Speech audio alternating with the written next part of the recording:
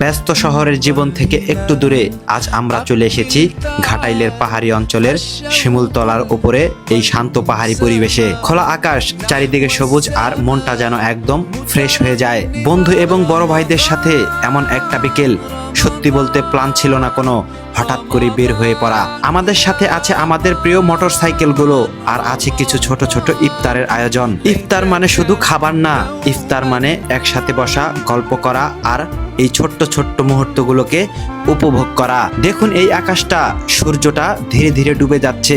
এমন একটা পরিবেশে ইফতার করার অনুভূতিটা ভাষায় প্রকাশ করা যায় না। আজকের এই মুহূর্তটা শুধু আনন্দের নয়, এটা কৃতজ্ঞতার, আল্লাহর কাছে শুকরিয়ার। আজকের এই মুহূর্তটা শুধু আনন্দের নয়, এটা কৃতজ্ঞতার, আল্লাহর কাছে শুকরিয়া করা এমন সুন্দর একটা সময়, এমন বন্ধুদের জন্য। একটা খেজুর, এক চুমুক পানি, আর বন্ধুদের সাথে হাসি, এই ছোট্ট ছোট্ট জিনিসগুলোই জীবনের সবচেয়ে বড় সুখ। এই মুহূর্ত হয়তো ছোট, কিন্তু একদিন এই স্মৃতিগুলোকেই সবচেয়ে বেশি মনে পড়বে। দিন শেষে আমরা সবাই আবার ফিরে যাব আমাদের নিজের জীবনে, কিন্তু এই পাহাড়, এই আকাশ, আর এই ইফতার সবকিছু মনে থাকবে অনেক দিন।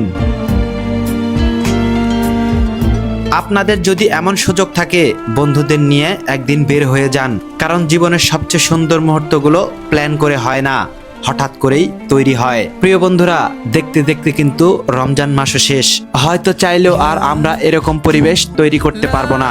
ইনশাআল্লাহ আমাদের যদি আবার বাঁচিয়ে রাখে, আল্লাহ হায়াতে রাখে, তাহলে আবার আমরা সামনে বছরের রোজায় এরকম ঘুরে ঘুরে ইফতার করব।